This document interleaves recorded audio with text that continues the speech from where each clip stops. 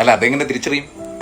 നമുക്ക് അഹങ്കാരത്തിന്റെ പ്രശ്നമുണ്ടോ എന്നുള്ളത് നമുക്ക് എല്ലായ്പ്പോഴും തിരിച്ചറിയാൻ പറ്റണമെന്നില്ല, അല്ലേ? നമ്മുടെ കൂട്ടുകാരായിരിക്കും പലപ്പോഴും ഇത് കണ്ടെത്തുന്നത്. അതുപോലെ നമ്മുടെ കൂട്ടുകാർ അഹങ്കാരികളാണെങ്കിൽ അത് നമുക്കേ മനസ്സിലാവുള്ളൂ. അപ്പൊ ഇതിനൊന്നും വ്യക്തമായിട്ടുള്ള ഡെഫിനിഷൻസ് ഇല്ലല്ലോ. അപ്പൊ അതൊന്നും ആരും എഴുതി വെക്കാൻ പറ്റില്ല, അതൊന്നും ലിഖിതമല്ല.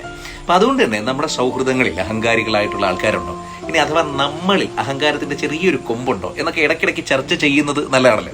അപ്പൊ ഇന്നത്തെ ദിവസത്തെ വീഡിയോ അതുമായിട്ട് അഹങ്കാരമില്ലാത്തൊരു വീഡിയോ ആണ് കേട്ടോ. ഒരു അഹങ്കാരിയുടെ 5 ലക്ഷണങ്ങളെ കുറിച്ചാണ് ഇന്നത്തെ ദിവസം നമ്മൾ ചർച്ച ചെയ്യുന്നത്. അപ്പൊ ഇത് നമ്മുടെ പറഞ്ഞു വരുമ്പോൾ ചിലപ്പോൾ നമ്മളെ തന്നെ നമുക്ക് തോന്നിയെന്ന് വരാം. അപ്പോൾ ഒരു കുറ്റപ്പെടുത്തലായിട്ടോ ക്രിറ്റിസിസമായിട്ടോ ഒന്നും തോന്നണ്ട.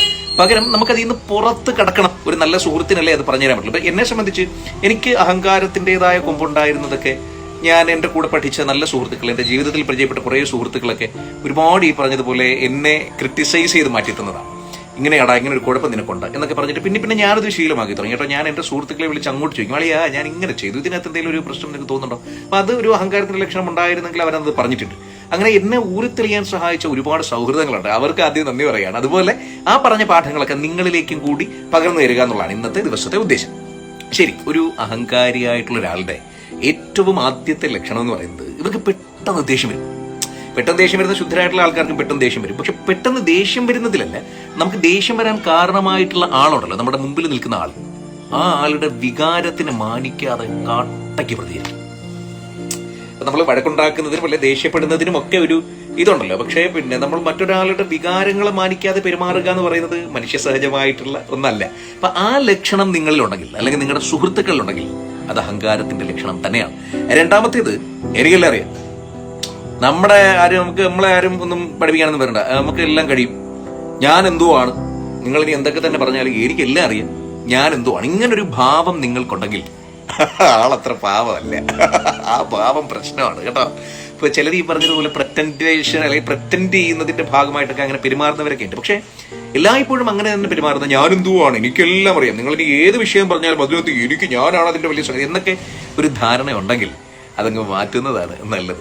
സത്യം പറഞ്ഞാൽ അറിവുള്ളവർ എനിക്കെല്ലാം അറിയാം എന്ന ഭാവമല്ല കാണിക്കുക. നമുക്കൊന്നും അറിഞ്ഞൂടാ, നമ്മൾ നിസ്സാരരാണ്, ഞാൻ എന്തോ ആണ് എന്ന ഭാവത്തിന് പകരം നമുക്ക് അത്ര വലിയ അറിവൊന്നുമില്ല, നമ്മൾ കടലിന്റെ മുമ്പിൽ നിൽക്കുന്ന ഒരു ശിശു എന്നതായിരിക്കും സത്യത്തിൽ അറിവുള്ള ആൾക്കാരുടെ മുഖലക്ഷണം. ഈ അറിവുള്ള ആൾക്കാരുണ്ടല്ലോ, അവര് മസിൽ പിടിച്ചിങ്ങനെ നിൽക്കുക, അങ്ങനത്തെ അല്ല. അറിവുള്ള ആൾക്കാർ അത് പകർന്നു കൊടുക്കുന്നതിലായി. ഇപ്പൊ അധ്യാപകരൊക്കെ ഈ പറഞ്ഞ പോലെ അഹങ്കാരികളാകാൻ പറ്റാത്തവരാണ്. കാര്യം അവർക്ക് അറിയാവുന്നതൊക്കെ അവർ മറ്റുള്ളവർക്ക് പകർന്നു കൊടുക്കുന്ന ആൾക്കാരാണ്. എന്ന് വെച്ചാൽ അഹങ്കാരികളായിട്ടുള്ള അധ്യാപകരും ഉണ്ട് കേട്ടോ. ശരി, റെയർ കേസുകളാണ് അതൊക്കെ. മൂന്നാമത്തെ ലക്ഷണം എന്ന് പറയുന്നത്, അത് ശ്രദ്ധിക്കേണ്ടതാണ്, വിമർശനം കേൾക്കുവോ പൊട്ടിത്തെറിക്കും. അഹങ്കാരികളുടെ മുഖലക്ഷണമാണ്. വിമർശിക്കാൻ പറ്റത്തേയില്ല, ക്രിട്ടിസൈസ് ചെയ്യാൻ പറ്റത്തേയില്ല. അത് അവരെ ഒരുമാതിരി വല്ലാണ്ട് അങ്ങ് ബാധിക്കും. മാത്രമല്ല, ആരാണോ ക്രിട്ടിസൈസ് ചെയ്യുന്നത് ആ ആളെ ശത്രുവായിട്ട് കാണും. വിമർശനം കേട്ടാൽ ചിലപ്പോൾ സാധാരണക്കാരും പൊട്ടിത്തെറിച്ചെന്ന് വരും. പക്ഷെ ആ വിമർശനം പറഞ്ഞയാളെ സാധാരണക്കാരെ കുറച്ച് കഴിയുമ്പോൾ പിണക്കൊക്കെ മാറി അവർ തമ്മിൽ കെട്ടിപ്പിടിച്ചോ അല്ലെങ്കിൽ കാര്യം പറഞ്ഞോ ഒക്കെ പോയിന്ന് വരാം.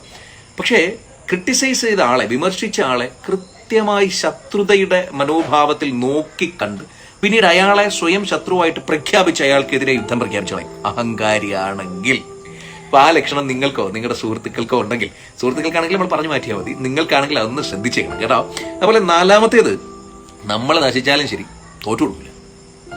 അതിന് നമ്മളെ എത്ര കാട്ടയ്ക്ക് ബാധിച്ചാലും ശരി തോറ്റു കൊടുക്കില്ല. ആ സ്വഭാവം നല്ലതല്ല, അതൊരു അഹങ്കാരിയുടെ ലക്ഷണമാണ്. മാത്രമല്ല, നമ്മുടെ ഓപ്പോസിറ്റ് നിൽക്കുന്ന നമ്മളെക്കുറിച്ച് അങ്ങനെ ക്രിട്ടിസൈസ് ഒക്കെ ചെയ്യുന്ന ആൾക്കാരെയൊക്കെ നമ്മൾ പുച്ഛിക്കും, കരിവാരിത്തേക്കും, അവരെ താഴ്ത്തിക്കെട്ടും, വല്ലാത്തൊരു അവസ്ഥയിലേക്ക് നമ്മൾ അവരെ കൊണ്ടുപോകും. അത് ഒരു നല്ല ലക്ഷണമല്ല.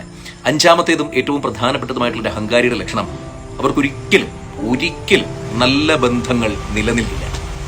ഒരു നല്ല ബന്ധം സ്ഥാപിക്കാനും അവർക്ക് കഴിയില്ല. അഥവാ സ്ഥാപിക്കാനായാൽ പോലെ അത് നിലനിർത്താൻ അവർക്ക് പറ്റില്ല. തന്നിഷ്ടം മാത്രമായിരിക്കും നോക്കുക, സ്വന്തം ഇഷ്ടപ്രകാരം മാത്രമേ അവർ ജീവിക്കുള്ളൂ, ആരുണ്ടെങ്കിലും ഇല്ലെങ്കിലും ശരി. ഇത്തരം പൊതുവെ ഉപയോഗിക്കുന്ന 1-2 സെന്റൻസുകളുണ്ട്.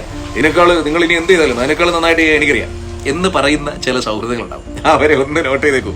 അതുപോലെ എനിക്കറിയാവുന്ന പോലെ നിങ്ങൾക്ക് അറിയില്ല കാര്യങ്ങൾ എന്നൊരു ഭാവമുള്ളവരെയും ഒന്ന് നോട്ട് ചെയ്തേക്കൂ.